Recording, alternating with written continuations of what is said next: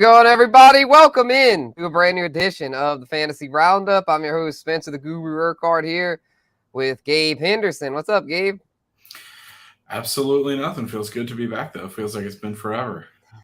Absolutely nothing. We got a show, man. We got to get rolling. We're back in business. We had to take last week off because of Memorial Day. We got the schedule shifted around, but we're back this week bringing y'all all the latest in the world of fantasy sports. Before we get started, though, I'd like to shout out our sponsor, Caesars Sportsbook. Make sure to head on over to Caesars and get your first bet on them if you haven't already. Use our promo code NOLA, I believe it is, to redeem that offer.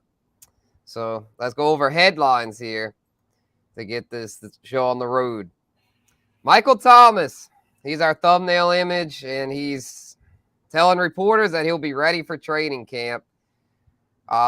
Say that, I'm not going to hold my breath too long with this because it's like he's burned us time and time again. Saints fans know this.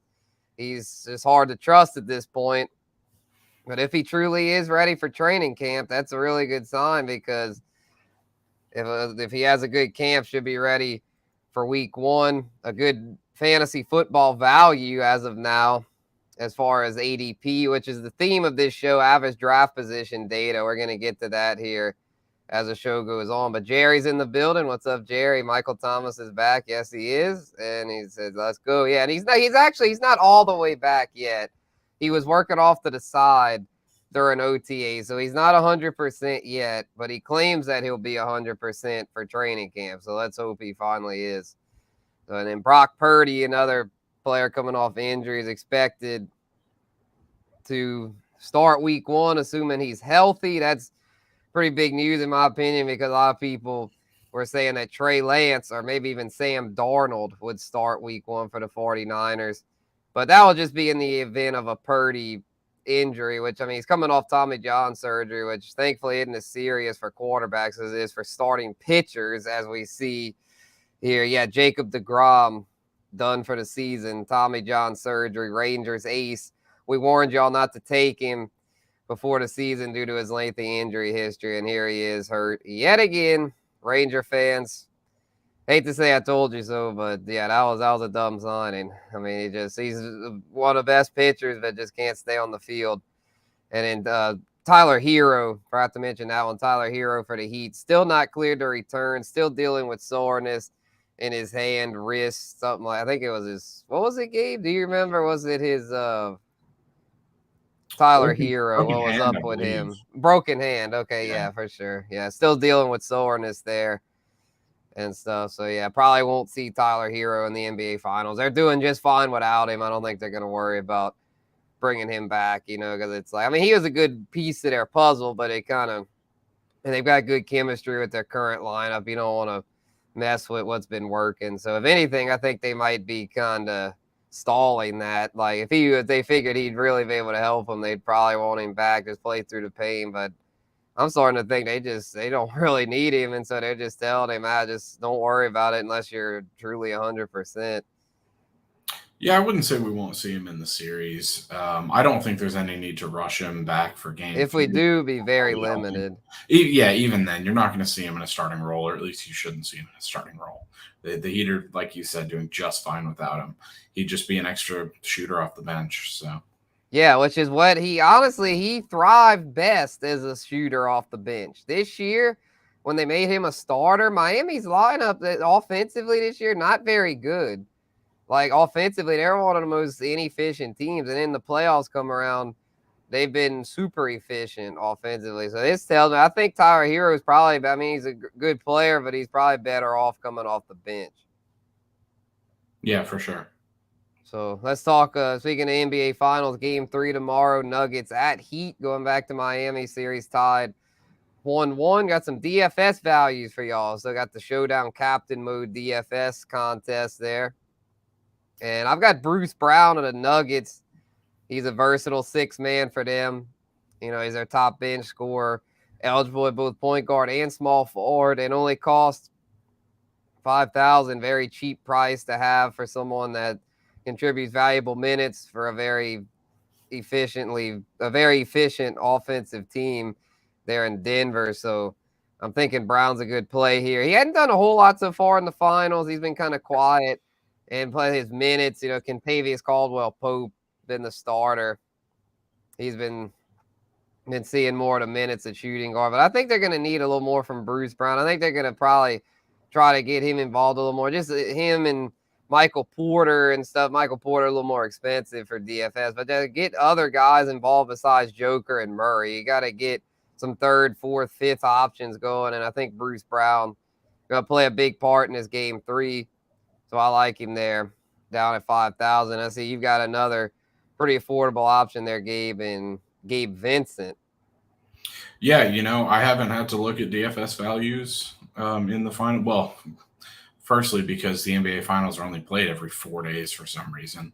I put that. They gotta milk it. Gotta milk it for rating. I mean, I'm like the embodiment of the old man yells at clouds memes from The Simpsons.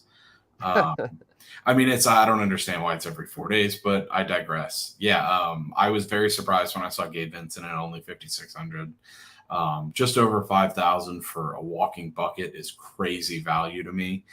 He's averaging 21 points a game in these 2 finals games. Really good at home. He's got 15, 17, and 29 in his last 3 games at home. And as we mentioned earlier, with Tyler Hero out, he's going to keep that expanded role. So Gabe Vincent, he's got the capability to get 20 every time he gets on the floor. So for only 5,600, I think that's crazy value. Yeah, for sure. Yeah, because I mean Kyle Lowry's nice, but he's he's older. He does his thing. He's more of a defensive presence, not as much of a scorer. And Max Strus kind of is what he is, where Vincent's more the guard that tends to chip in the points there. So yeah, I can see him being a value at 5,600 because Caleb Martin is the other name that usually ends up scoring a decent amount, but he's priced up more because he's like established himself as the go-to third option. But the thing with Vincent, he's capable of getting to that spot, and you can get him at a lot more affordable price. So yeah, that's y'all's DFS values. Go check it out. Captain Showdown, DraftKings, FanDuel, they got it up there if y'all want to check that stuff out. Betting wise, though, go check out our partners at Caesars. Got y'all there. But there's a fantasy show, so we're going to move on to our early ADP check-in, starting with the running back position. And I've got some takes here about this early ADP. I know it's only June, which actually that's my rant. I'm going to get to why I'm just so sick of all these people that act like they've got it all figured out in June. But definitely it's worth assessing, though, and get it in early glance. So let's get a glance here. Najee Harris, someone I really like right now, going in the 3rd round. I feel like he's a guy that's got potential to really do well this season with Pittsburgh, a team that has a solid roster around him. And Kenny Pickett in year 2 should do better. I'll have to respect the pass a little more. Plus, Najee was playing hurt last year. Now that he'll be fully healthy, I expect him to get back to being a top 10, possibly top 5 running back, and getting him in the 3rd round to me is a steal, as opposed to Tony Pollard, who Cowboys, yeah, that's a decent team, good supporting cast, but Tony Pollard has yet to show he could be a workhorse. Najee was a workhorse as a rookie and last year. Pollard, this is his 4th, 5th year in the league. He's never been a workhorse. He's always been the complement to Zeke. And while he should start this year, what's to say he's going to put up Zeke-like numbers? Because at this ADP, you need him to shoot well over 1,000 yards and double-digit touchdowns to justify that 2nd-round price. And I don't see him coming close to that. Like, I think he'll get over 1,000, but I don't think he'll get 1,500 is probably the number you need to justify an ADP this high. And I don't think he gets it. Touchdowns, I don't think he gets the double digits either because he's not a huge, big back. Like, they're going to have touchdown vultures there. Dak's going to vulture some. Ronald Jones, hell, they're probably going to bring Zeke back. They say Zeke's probably going to be back as the goal line pest. So I can understand why people like Pollard. He's definitely going to be the starter there. And if his ADP was like a round later, like late 3rd, I'd be okay with it. But late 2nd, I'm not touching that. Yeah, I like Tony Pollard value wise, not at 2.9 though. I I agree with you, but I do like Tony Pollard. There's just so many question marks around him. There's no reason to draft him in the second round. I mean, you got to remember, you mentioned the running back cluster that is that backfield, but then there's also all new offensive personnel in terms of the coaching staff, with Kellen Moore out the door. So, and as for Najee Harris, I agree with you. I like him where he's at. It was night and day last year once he got over his little injury problems. He was a great running back in the second half of the season. So I like where he's at, especially if you can get him in the third round. He's got that boom potential. Yeah, definitely. And I think the offense should be improved. Steelers are a sneaky team.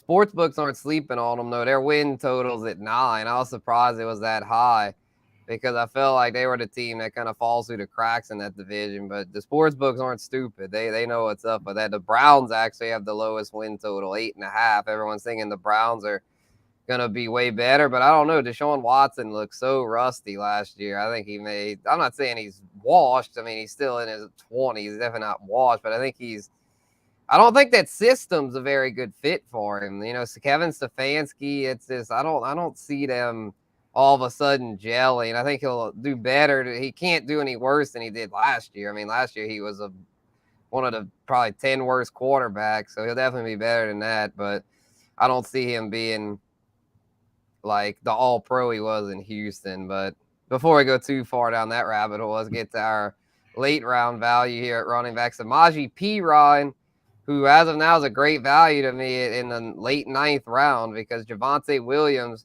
coming off a major knee injury, not just a torn ACL, also a torn LCL, I believe. So he tore multiple ligaments, which is a scary proposition because we saw with J.K. Dobbins. He's the last big name running back I remember that tore 2 knee ligaments, and it took him over a year to get back, right? If it's just ACL, like Breece Hall, you can usually come back from that in 9 months. That's why I'm not fading Breece Hall. I'd still take Breece Hall in the late 2nd, early 3rd round. I'd take Breece over Pollard.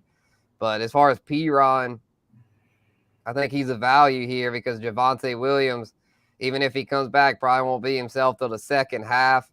And Perine's the only game in town right now. Their running back depth in Denver is really shaky. There have been rumors, though, that they might bring in Dalvin Cook. In that case, then, well, Perine wouldn't be a value anymore, but they haven't done that yet. Dalvin Cook's still a Viking. And I almost put Alexander Madison on this list, but it's like, well, they haven't moved on from Dalvin Cook yet. I mean, we're into June. If Dalvin Cook's still on the roster, they might move on from him, but there's a chance if they can't find a trade partner that they just keep Dalvin Cook, assuming they can stay under the salary cap because he's still a talented back. So for now, we're going to operate under the assumption that Cook stays, and if he does and doesn't go to Denver, which that seems to be the most popular landing spot there in Miami, which speaking of Miami, you got Devon A-Chain there. I don't like A-Chain, not just because they might bring in Dalvin Cook, but because no matter who they have, it's going to be a committee with Mike McDaniel. He comes from the Kyle Shanahan coaching tree, and that's a committee backfield approach there. And they've got Raheem Mostert, Jeff Wilson, and they still got Gaskin and Ahmed as depth. So it's like, I don't want A-Chain. He's not going to get enough touches. And his ADP now, because he's on the Dolphins, people think he's going to be the lead back. He's now going higher in drafts than Zach Charbonnet, who is a more complete back, more talented, and to me in a better system because outside of Ken Walker, who else is going to get touches over there? Charbonnet, I think, actually become a value at this point, right? A-Chain, I'm not messing with that. Miami's one of those dead zone backfields that I want no part of because we don't know who's going to get the lead amount of touches, and I think it'll either be Mostert or Wilson. So the only way A-Chain does well is if they both get hurt, and odds are they'll probably one will be hurt and the other will be healthy. So and plus A-Chain's skill set, he's small. He doesn't really do anything super well except for speed. But I mean, a lot of guys are fast at the NFL level. So to me, and in Texas A&M running backs haven't had a good reputation. Isaiah Spiller looking like a bust, and I hate to call. I mean, he hadn't even played a snap. I hate to say he's going to be a bust, but I don't think he's going to be good for fantasy. Yeah, if we're being honest, Spencer, these are both backfields that I'm avoiding. I know there's value there in Perine, but I've been burned one too many times as a fantasy owner by the Broncos backfield under multiple head coaches, multiple offensive schemes. But to your credit here, I would take the veteran in a redraft league over the rookie every single time. And I know you're going to touch on this in your rant later, but why are we projecting rookies this high up when they're in committees when it's June? Come on, guys. No one knows who's going to get a majority of the touches. We think we have an idea. Spencer and I can sit here and we can talk about how we think it's going to be Mostert and Wilson because that's what we had last year. But the reality is, in a month's time, it could be completely different. So, I mean, if it comes out that A-Chain is going to be the starting running back, which I don't think personally will happen, then maybe he can justify this value. But right now, no, it's way too high. Yep. Yeah, because it's like, if you go in double digits, I'd maybe take a flyer. Like Kendre Miller. I'd rather take a chance on Kendre Miller in the double digits because if Kamara gets suspended, he's got a clear path to touches. Almost put Jamal Williams on the list as a value. I feel like Jamal Williams is going really late, and with the looming Kamara suspension, he should see a lot of touches. And also Kendre Miller coming off a knee injury. So I don't know if Kendre is going to see as much work as a rookie as some are thinking. And like we mentioned on a few shows back, his weakness is pass protection. So he's going to have to clean that up if he expects to see a big rookie season. But speaking of Saints, let's move on to wide receivers. And my got a Saint here is wide receiver value, Chris Olave, 3.08, middle of the third round. Actually, we're trending toward the late third round. Don't understand why people are still sleeping on Chris Olave. It boggles my mind. I mean, this guy should be a second rounder, at the very least, late second rounder, where it's like, what are y'all doing? I mean, what did this guy? I mean, he did all this last year with Jameis Winston and Andy Dalton. This is disrespectful, man. Like, I'm just tired of it. Like, no one puts respect on Olave's name. Garrett Wilson beat him out for Offensive Rookie of the Year, and now Aaron Rodgers with the Jets. So, of course, everyone's going to love Garrett Wilson and say he's going to be a top 5 wide receiver. His ADP through the roof. He's like an early second-round pick now. But, okay, fine. If that's how y'all want to do it, I'll take the value. I'll take Olave. Y'all can reach on Wilson and be disappointed when Rodgers shows his age. And Olave is going to cook with Derek Carr, who's only in his early 30s and still has a nice arm there. So I think Chris Olave is a steal there at 308. And speaking of guys that I don't find of these steals, Cooper Kupp in the first round. I mentioned that a few shows ago about how people just ignore the fact that the Rams have like a top bottom 5 offense right now. Their offense sucks. And I know Cooper Kupp's going to get all the volume, but it's going to be ugly volume. It was pretty volume. I mean, the year he led the league in receiving, and their offense was humming. So, I mean, the volume he was getting was leading to big gains and touchdowns. Being on what's now a terrible offense, yeah, he might catch 100 passes, but he's not going to get the nearly the yards and the touchdowns. So, it's not necessarily a knock on Cooper Kupp. Cooper Kupp's still a great receiver. He's still a top 5 receiver in reality, but for fantasy, I don't want him in the first round. I mean, he's not a first rounder because you got to factor in the quality of the offense, and the Rams' offense is poo-poo. That's being nice to the Rams offense. Right, yeah. Well, we would say worse, but we got to keep it G-rated. So, yeah. But yeah, no, I mean, drafting Cooper Kupp in the first round, I'll encourage that because that means I'm not doing it and other people are. There's more players for me to choose from later on. But no, I'm not touching Cooper Kupp. As for the Michael Thomas question, Michael Thomas has got to stay healthy first off. But no, I think Chris Olave is talented enough to where at 3.8, that's a pretty big steal for his production. He's only going to get better, as Spencer mentioned. Only got a quarterback with a bigger, better arm, which I will say, Spencer, calling Derek Carr's arm just nice is a bit of an insult to Derek Carr as well. Yeah, for sure. Yeah, he's got a cannon. I mean, when he's slinging it, I mean, he's like, I mean, honestly, in their primes, Aaron Rodgers. I mean, no one has an arm like Aaron Rodgers in his prime. Aaron Rodgers definitely a better arm, but I'd say age, was he 39, 40, almost 40-year-old Rodgers compared to what's Carr, 33. I mean, their arms probably aren't that much different in their current states. In their prime, yeah, Rodgers is better, but because everyone's acting like Garrett Wilson with Rodgers, that's just so lethal. Where Chris Olave with Carr, it's like, yeah, they're not It's not quite as flashy, but for fantasy, it might be just as fruitful because, I mean, Olave, I feel like just as good as Wilson. I was saying that last year. I actually slightly preferred Olave because I felt like he had a better deep skill set. And the reason why I'm not worried about, to answer the question, I'm not really worried about Thomas because it's a completely different role. Thomas is the slot guy. He's not going to eat no Olave's route tree or snaps or anything like that. His targets might drop slightly, but nothing to where it's going to affect him because he's still going to be running the same routes and stuff. Michael Thomas, that's a different role. That's what Jarvis Landry had last year, and he didn't do much with it. I think Michael Thomas will do better than that, but I don't see that being a detriment to Olave. If anything, I think it'll help him because he won't have to worry about double coverage, especially with Rashid Shaheed opposite him outside. So I think that they'll have enough weapons without having too many. So I think Olave's in a good spot. Yeah, and to be fair, I also think we're going to see the Saints throw the ball more, not just because you've got questions in the running game, but because you've got a quarterback who can actually throw now. Yeah. Yeah, and I mean, the Saints defense. You don't have the beige water pistol anymore. You've got an actual quarterback with, as Spencer described it, a cannon for an arm.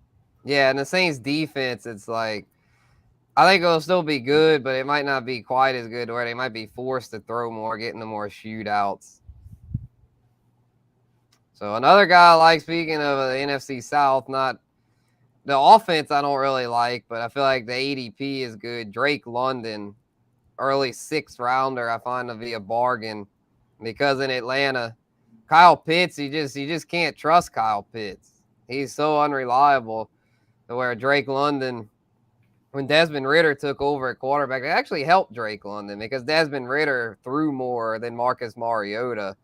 So with Mariota, it's like, well, he'd always just take off and run. Where with Ridder will actually sit back in the pocket, scan the field, and he was peppering Drake London. So I think London's in a good spot.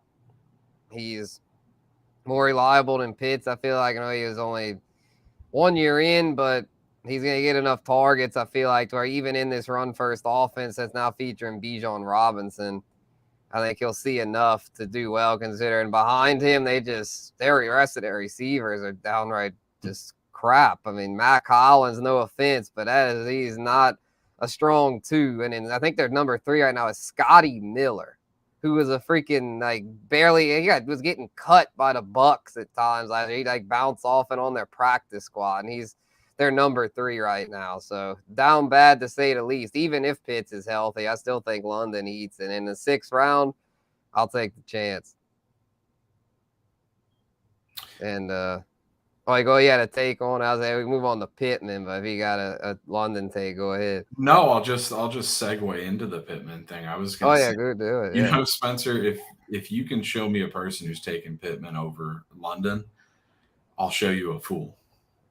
Right, yeah, because that's what tripped me out here. I see some of the ADPs, like Christian Watson's another one that I found was a value. He was 1 spot under London. He's got a lot of upside. He was a little more risky, I feel like, because with Jordan Love, he might be kind of sporadic.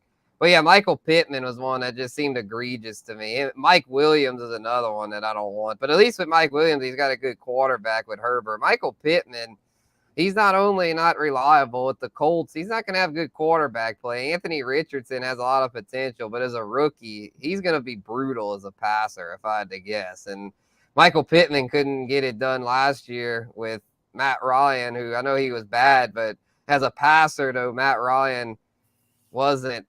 I don't think even a washed-up Matt Ryan as a passer, I don't think will be as bad as a raw Anthony Richardson who struggled with freaking Florida in college. To me, Pittman in the 5th is a sucker's bet. You're banking on him bouncing back to the way he was in 2021, which was okay. But I remember last year, people, including myself, I got suckered into the hype thinking he'd make that 3rd-year leap. It didn't happen. And if you're going to take him, get him at a value post-hype, like 7th round, I'd like that. But 5th round, that's way too high for someone that burned us last year. And he's probably going to burn you again if you take him that high. Because if you take him in the 5th, he's at least your 3, probably your WR2. And to me, that's just not it. I mean, even in PPR, This guy, he does not score touchdowns. So you're banking on him getting a lot of receptions. The problem is with the Colts, they're going to run between Richardson and JT. They might be 32nd in the league in pass attempts. Plus, they drafted the guy Downs to go with Alec Pierce, who they drafted last year, and they've got all those tight ends. They've got other weapons. Michael Pittman, man, y'all just stop drafting him that high. He's not in a good system. Plus, himself is not that special. No, if I'm touching a receiver out of Indy, it's Josh Downs. Yeah, Josh Downs. Yeah, you get him in like the 15th round. Yeah, exactly. But I mean, if, like you said, there's Christian Watson there, and if it's between Pittman and Christian Watson, don't even think about it. Just take or Calvin Ridley. Calvin Ridley's there, and he's in. I mean, the Jags. That's a much better offense with Trevor Lawrence. For sure, but I mean, like you said, why are you trusting Anthony Richardson, but you're gonna raise questions about Jordan Love? It's not right. There's guys like Drake, and I get it. Drake London doesn't have consistent quarterback play, but I mean, he's all they got. Drake London's all they got. The Colts, they have other guys. Even then, I think Ritter's better than people give him credit for. That could come back to burn me, but I'll go out on a limb here and say that. But yeah, just don't take Pittman in the 5th, please. Yeah, no, it's too rich for my blood for sure. And Richardson. Who were we talking? Oh yeah, compared to Jordan Love. The thing with Jordan Love, I mentioned this last night on Mock Draft Monday on the Guru Nation channel. Jordan Love, I don't think is going to be quite as rough as some are thinking, because he's had 3 years to learn the Matt LaFleur offense. For Anthony Richardson, this will be he, like I said, he didn't even do well in the college offense, and you're expecting him to learn a pro offense in a few months and be guns blazing. Like, come on, y'all. What are y'all thinking? I mean, even Lamar Jackson as a rookie, I mean, he wasn't very good. I mean, he started late in the year, but he wasn't that good. Why do people assume that Anthony I could have made my rant on Anthony Richardson because I know he's an athletic freak. There's no denying that, but I'll do a little mini rant here. They were making a big deal about him dunking a basketball. Like, who gives a damn? A bunch of NFL athletes can dunk a basketball. Why are y'all like worrying about something that's completely irrelevant? But anyway, before I get too far on that, let's move on to quarterbacks and tight ends, because oh my God, this age of social media. I mean, I feel like an old man with that stuff because I see these kids like freaking out on there. I'm thinking like, y'all don't know anything. I had my old man yells at clouds moments earlier, and this is kind of Spencer. Hey, if you want to wipe the rest of the agenda for the show and just rant, feel free. I know, right? Yeah, it's funny because I can enjoy. Yeah, for sure. Because I feel like it's kind of funny. I feel like the generation gaps are like almost like widening. I feel like when I see like teenagers, like I feel like way older. It's like crazy because it's just like with the way things are changing with technology and stuff, it's just wild. But one thing, it's like I feel like I've had a pretty good point where it's like I kind of see where they're coming from with stuff. You got to stay ahead of trends. Like you can't be caught behind stuff, but you also can't act like that stuff is all that. Like Anthony Richardson is definitely a name to watch. He's not someone to ignore because of his rushing ability. He's gonna rack up rushing yards. So for fantasy, he's a name to watch. You don't want to ignore him per se, but you also don't want to look like a fool and say he's gonna be a top 10 quarterback as a rookie. So you just gotta find that middle ground, that happy medium. Yeah, we've shown him love on this show before. We've said I think he's going to be one of the top rookie quarterbacks because of that rushing ability. But don't be taking his receivers in the 5th round because of that. Don't mistake this for that. I mean, yeah, for sure. So anyway, quarterbacks I find to be a value. Jared Goff going in the 9th round, and it should be later. I noticed this ADP data was skewed. I think it factored in super flex leagues because it had all the quarterbacks ranked way higher than they normally go in single QB. So honestly, if you take out those numbers with the super flex, Goff's probably like an 11th rounder, which to me is a perfect sweet spot if you're waiting on a quarterback in these single QB leagues. Wait till the double-digit rounds in most cases, unless you can get one of the top guys at a value. Wait and take a Goff or a Geno Smith late. And the reason I prefer Goff over Geno, because Geno, I think, kind of maxed out last year. Even with the JSN edition, I don't see Geno improving upon last year. Goff, though, he was QB 10 last year. I could see him improving upon those numbers. I think Detroit's yet to hit its ceiling offensively. So I think Goff has potential for more, and you can still get him really late, even though he had a nice year last year. Yeah, Jared Goff, and I know you mentioned Geno. The other guy that I usually pair with Jared Goff is Daniel Jones. I think those are a few of the guys that you can get later. They're not your Burrows, your Herberts, your Mahomes, your Allens. Those guys are all going to go up front. The Goffs, the Jones, the Smiths of the world, those guys get forgotten and pushed back. So if you can stack up the rest of your lineup and then go get one of these guys later, you're perfectly fine. Because as Spencer mentioned, Jared Goff was a top 10 quarterback last year. Most definitely. And one that I'm not really feeling, Jalen Hurts.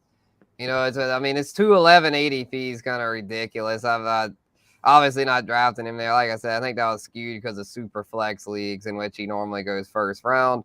But as far as the elite quarterbacks, he's the one I'm fading because I just don't see him being able to sustain his touchdown rate from last year, especially the rushing touchdowns. I feel like defenses are going to really start to key in on that.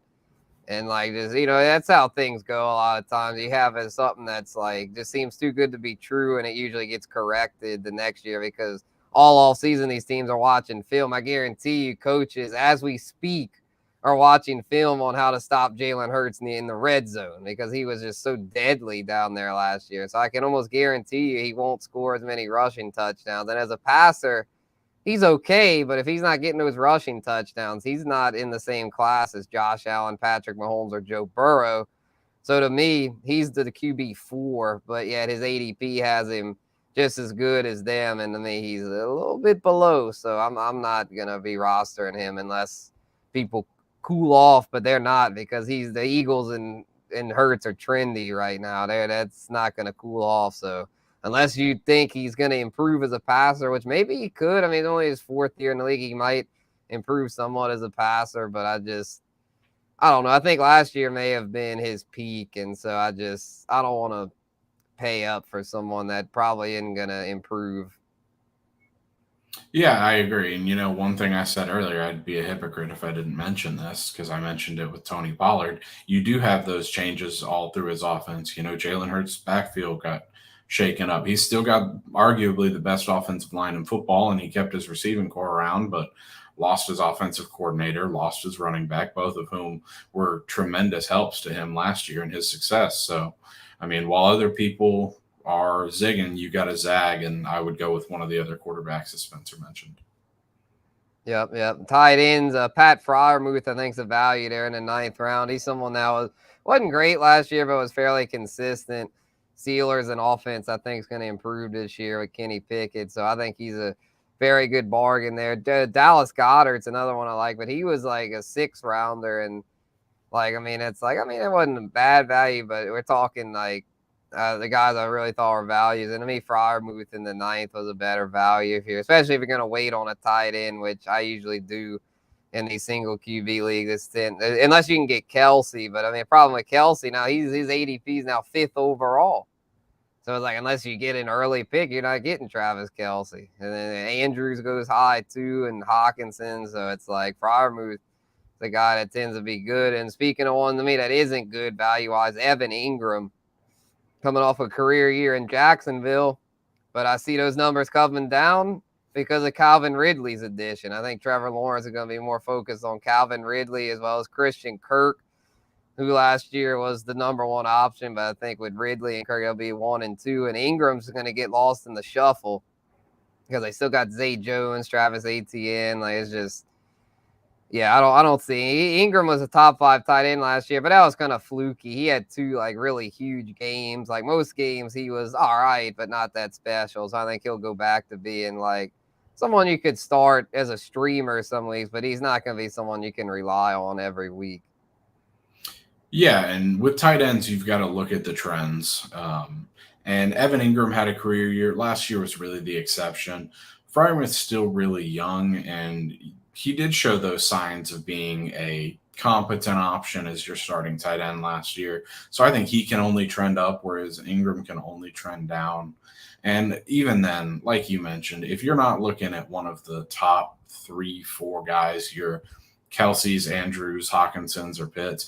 You're really trying to identify the next best thing at tight end. And if you can get Freiermuth in the 9th, I think that's pretty good value because he can be a consistent tight end, especially in a Steelers offense that we project to improve. 100%. So that's your early ADP check-in, y'all. Y'all do it out what y'all will. It's only June. Gonna have a rant on that here soon. But before we get to that, let's get on to fantasy baseball waiver wire. I'll go here. Will Smith, the Rangers closer. You know, they lost Jacob deGrom today, but they're still in good shape. They're still a really good team, leading the AL West. Got a great lineup, and it was kind of strange because I thought Jose Leclerc was going to get back to being their closer now that he's healthy, but they brought in Will Smith, a veteran reliever, and he's done the job as their 9th inning guy. It was kind of strange why they don't use Leclerc, but it's like Will Smith, he's just kept getting it done. So it's like, why change it if it's not broken? And I feel like it's we're in the June. And I don't think the Rangers are just going to fall off the map. They're going to still get plenty of save chances in Smith. And he's getting strikeouts. He's an older reliever, but he can still rack up strikeouts and only rostered in 21% of leagues. If you need saves, go get Will Smith. He'll get you some. Yeah, he looks back to prime form, which is good for the Rangers. And good for fantasy owners as well. Only 21.4% of them right now, but yeah, they're really sleeping on him. Really sleeping on him. I know the past couple of years he was an elite closer there for a couple of years, but I know the last couple of years he hadn't been nearly as good. But he looks like he's back, so y'all quit sleeping. And I see you got the top prospect, Ellie De La Cruz, who was actually in our headlines before the deGrom news. He's getting called up today, only rostered in 13.5% of leagues. Yeah, got to show love to the newbie to the show. Number 1 prospect, as you mentioned, according to ESPN, number 4, I think, by the MLB pipeline. So this is a dude who is going to be a star, hopefully.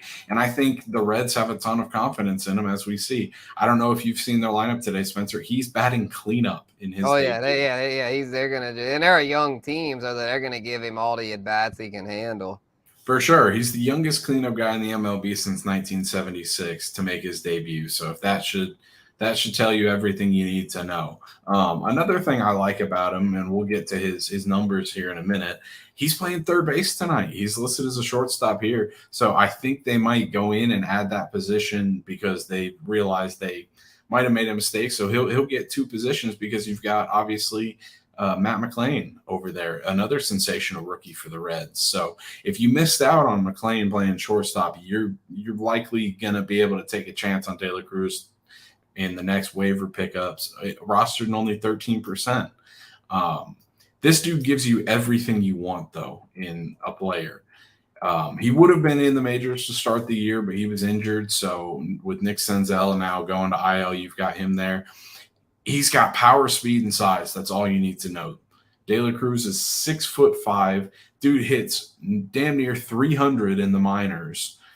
Got 12 home runs, 36 RBIs, an OPS over 1,000, and he steals bases too at an alarming rate. I think he's stolen 11 bases this season, if I got my numbers correct. So you've got a lot of potential there for a guy who can put up some major stats, especially for a waiver pickup. I mean, you usually don't get that kind of success from a waiver pickup.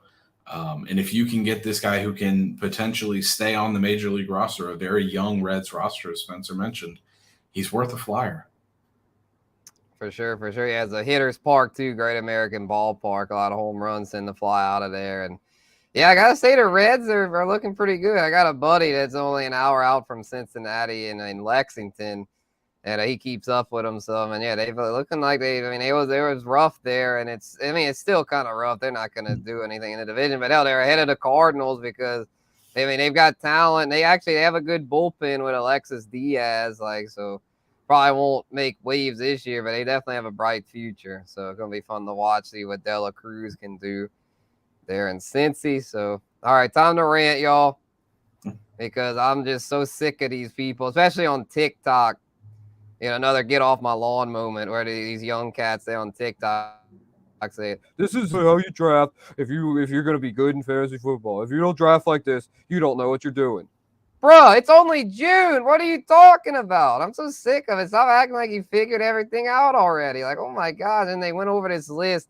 And the funny thing was they had like Cooper Kupp in the top 5. I was like, okay, yeah, you're telling me I don't know what I'm doing because the Cooper Kupp, like, you just ignore, because all they do is they just look at statistics. They don't look at context. They don't look at any outside variables. All they do is they just look at statistics and plug in. Actually, they look at average fantasy points from the last season. They look at that and they expect guys to repeat that number. And so their rankings are basically just average fantasy points from 2023. And so, I mean, from 2022, and thinking that's going to be the way it is in 2023 because they're argument. I've heard freaking Matthew Berry make this argument. Oh, well, Cooper Kupp or fantasy points per game was right up there with Justin Jefferson. Well, guess what? The Vikings actually have an explosive offense, and Jefferson's much younger, played all the games. Cooper Kupp's on a bad offense, injury prone, getting older.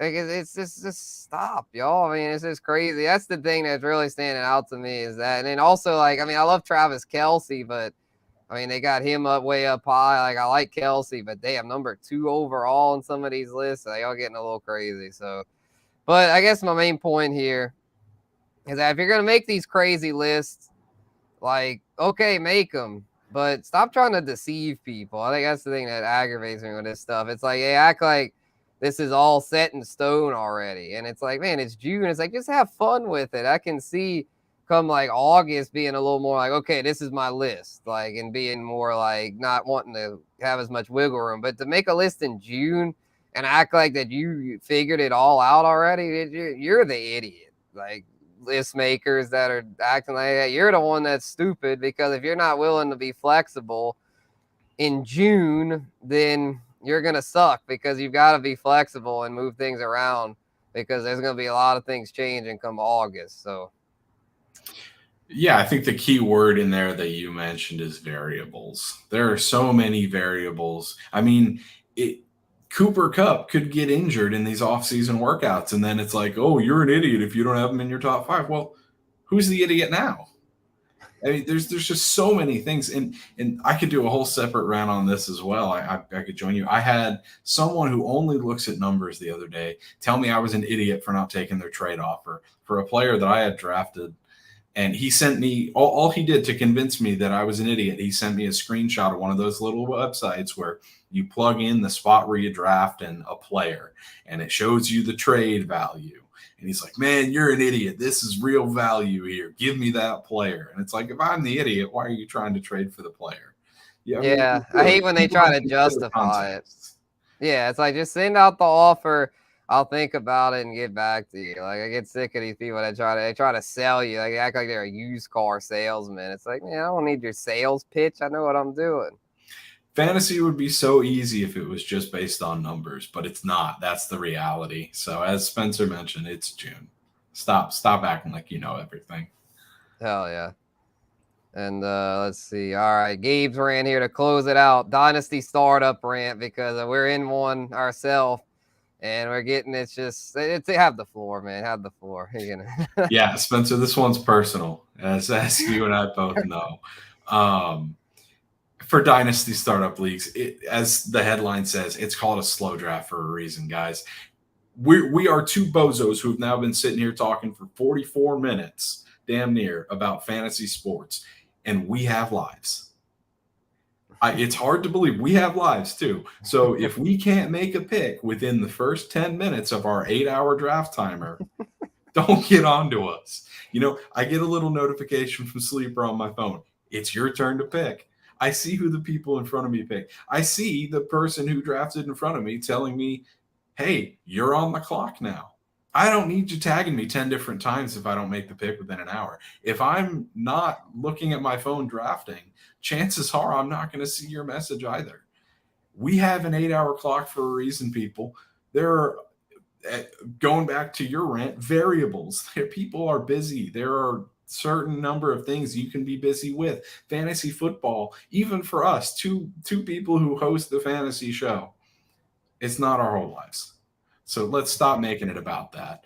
it's a long draft for a reason. There's an 8 hour, hell, even if you do a 4 hour, there's a 4 hour time for a reason. Do not tag people telling them it's their turn. Do not tell them they're being slow. The second that you get into a league with an 8 hour draft timer, that is your acknowledgement that it may take up to 8 hours in some cases. Hell, some people could even forget because fantasy football is just fun. It's meant to be fun. Don't take it so seriously. Don't annoy and piss off all the people in your league. We have 12, 13 weeks left before the season. Why are you rushing? That's what I'm saying. It's like, I think they just want, it's that like dopamine effect. They want to say, oh, another pick. It's like, oh my God, another pick. And then when it's not a flow of picks, they get all antsy. And then it's just like, but it's just, you just gotta, you gotta chill. You just gotta be like, well, I guess they're busy. Like, that's a great point. But that's the reason mock draft exists. Yeah, exactly. Yeah, if you want that effect of all go do mock drafts or join another dynasty startup, join a best ball league. Yeah, if you're that much of a degenerate, then yeah, go do other things. Quit annoying the people in a slow draft. Because it's like most people in a slow draft, they do it. It'd be chill. Don't have to rush. If I got something going on, cool. And then if I can just take my time with it. But if you got these people, it's just like that are constantly, like you said, tagging and badgering. I actually had to put a little PSA in the league chat today. I didn't call anyone out by name. I wasn't going to try to start a war with anybody, but I was just basically told them, look, like, just chill out. It's a slow draft. Like, no need to excessively tag people and complain. Like, it's cool. Everything's cool. Like, there's no need to be extra because it's like we have, like you said, 12 weeks. It's a lot of time. Man, I hate to see them. If they're antsy about this, I'd hate to see them. I guess in August they're gonna be complaining. Where's the season? Where's the season? Oh, should we we should count preseason games. We should start the league already. Like all you're gonna do in that time is mess up your team. And if you feel that poorly about your team already, maybe you should spend a little time that other people are giving you and do a little bit of research. Yeah, here's another mini rant before we close out. I got so aggravated with them at the start of this Dynasty startup because we were supposed to start it 2 days later than we actually did. We started it early. Then they were getting mad at me because I was shopping the first overall pick. I was like, well, I was going to plan on shopping the pick the day before the draft, but y'all rushed the draft. So it's like, well, I'm gonna shop now. And then they all get, oh, it's the 101. How could you not know the pick? I was like, well, I know the pick. I'm shopping it, though, because in these Dynasty startups, I know how people are. They tend to want to pay up too much, but like, for this one, these guys are pretty sharp, so no one made me a stupid offer. So then after a few hours I picked, but it was just like, damn, man, I was like, I didn't want to start anyway. I didn't want to start already. I didn't want to start, and here y'all are complaining about me shopping, something I planned to do the day before the draft started, because I didn't know y'all idiots were going to rush it and start it the day before, but we'll see. Hopefully our teams will prevail so we can get the last laugh and be like, oh, y'all rushing the stuff, y'all. Yeah, that doesn't always lead to results. So yeah, as you can tell, this is personal. So if you're watching, don't be that guy in your league. Just chill out. We got 12 weeks. Sure. Yeah, for sure. And I say, I mean, it's personal. I mean, it's not like I say, it's personal. It's not really it's not like personal as far as I'm mad like deep down. But as far as the league goes, it's creating rivalry. It's like you're picking fights with people unnecessarily. To where it's like, if one of, I'm not gonna name the names, but if one of them tries to trade with me, I'm not giving them I'm not cutting them a deal. That's for damn sure. Like I'm gonna play hard to get with trades with, because I have a long memory with this stuff. But anyway, that's enough of that. Y'all have fun that are y'all in Dynasty startups. Keep those things going.